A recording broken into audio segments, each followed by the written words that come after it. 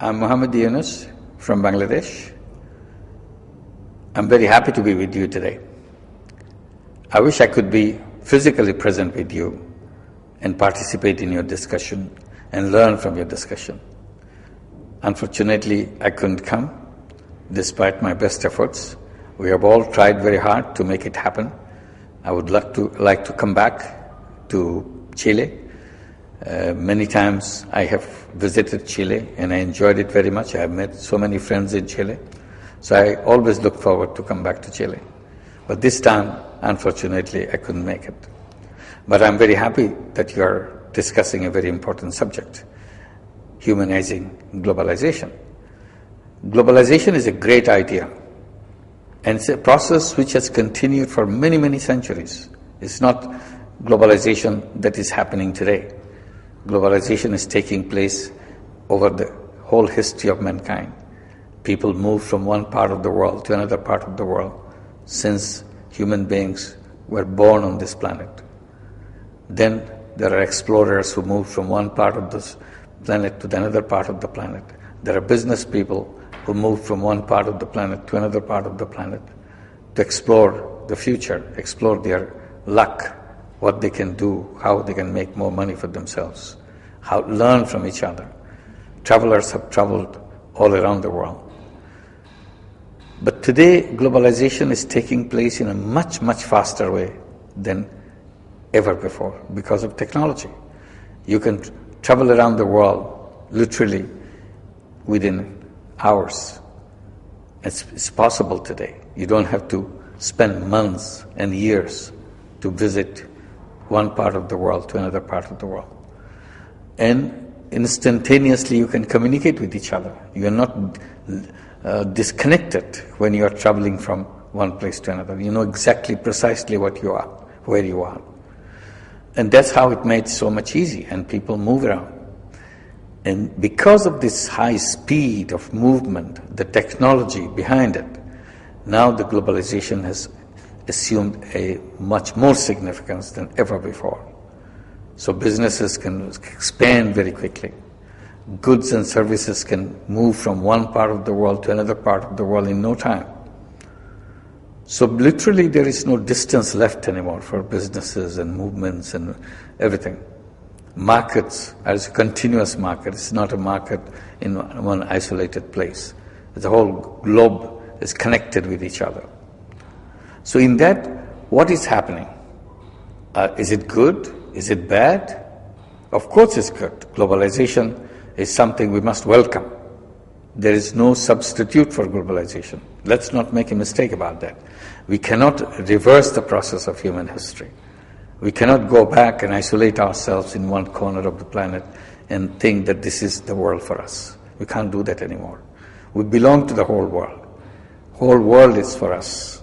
So we have to explore, we have to move, we have to know each other very closely. Borders, oceans, mountains cannot keep us at a distance. So we welcome globalization. Globalization is something that we have to keep as a process and expedite that process. Globalization has brought us many good things. Look at what happened to the poor countries with the opening up of the borders of the countries, inviting globalization inside their countries. Look at China, what happened. China was a very low-income country, a poor country. It's quickly moved, and the poverty has been reduced in a fantastic speed. Today, China is the second largest economy in the world. Way back, they were some years ago. Today, they're in the front line in the economic situation. So that could have happened because of the globalization. Look at other countries, the poor countries. Because of the globalization, their economies are booming. India, Bangladesh, Vietnam, and other Asian countries that you see, the economies are booming. Brazil, their economies are booming. So this is what happens when globalization takes place. I'm sure Chile is a great beneficiary of globalization also. So we were not saying that globalization should be stopped. Even if we say that, you cannot really stop it. It's like wind.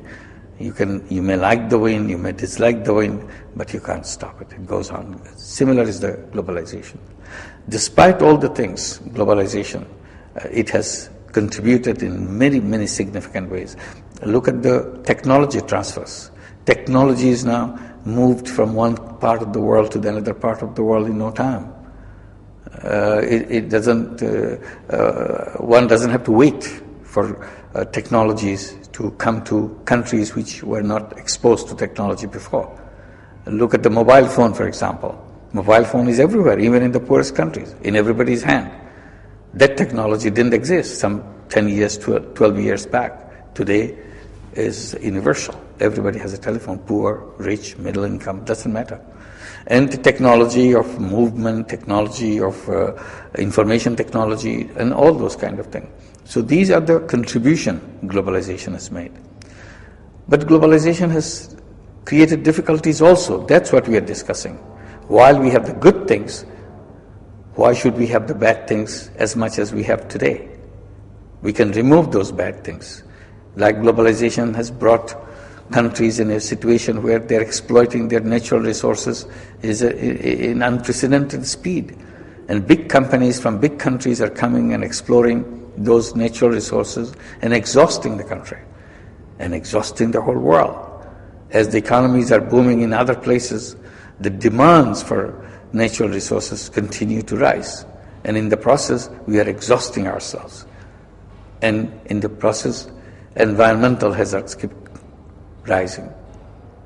Global warming and CO2 emissions are making our life extremely miserable.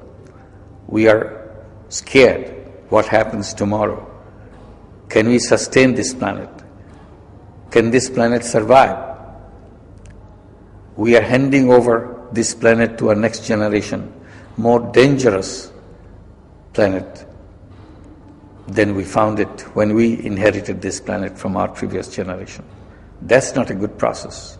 It has to be reversed, that we hand over this planet as a safer planet to our next generation than we found it.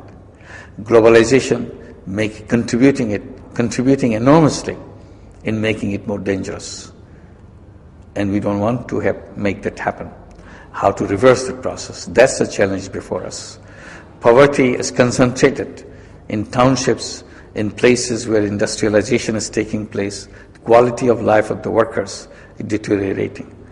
Should we allow that? How come we are not paying attention to the quality of life of the workers while the economy is booming, while the improvements are taking place? Globalization is globalizing the greed everywhere. And that's at the danger point. Big businesses, big companies want to make a lot of money. They're in a desperate situation to improve their return on their investment, to show their profit margin is becoming bigger and bigger. In that desperation, they are not paying any attention to the quality of life today and the quality of life tomorrow. So that's the danger part of it.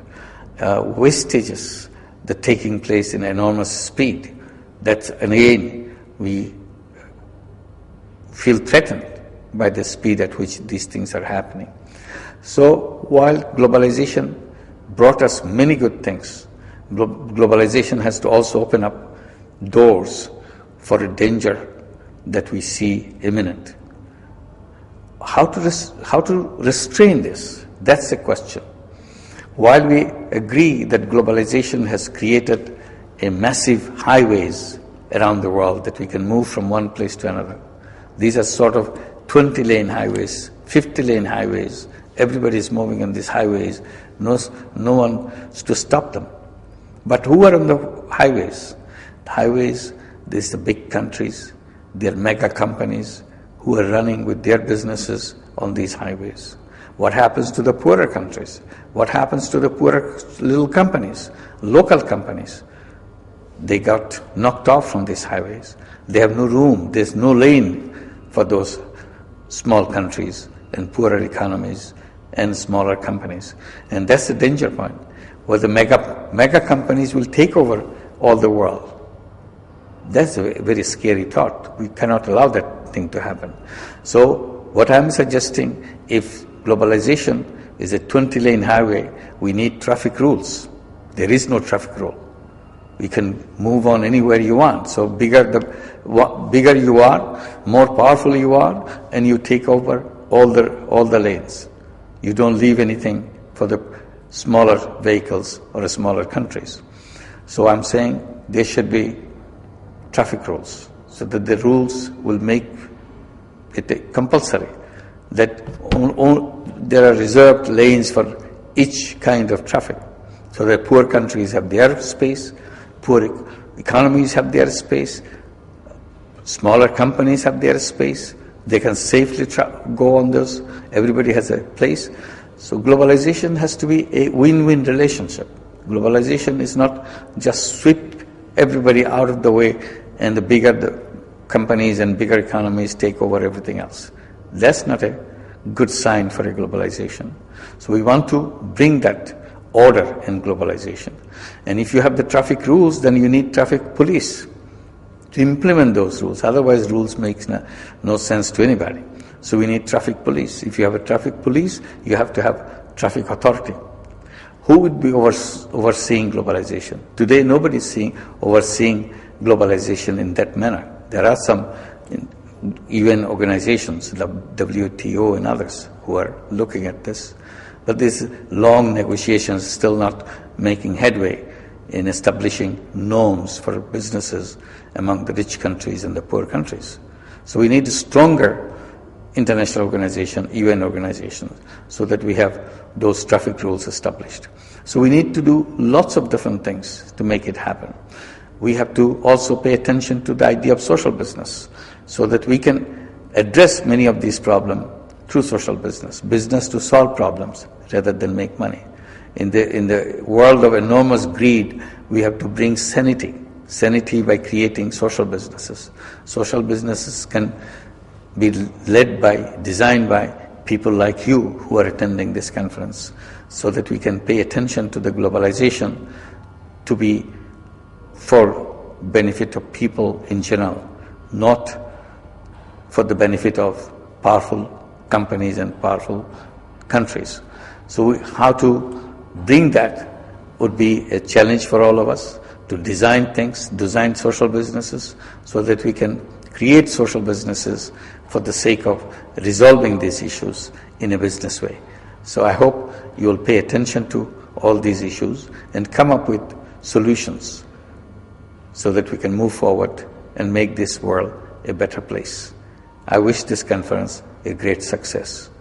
Your success is very important for the world, because the world is waiting to see these problems resolved. Thank you very much.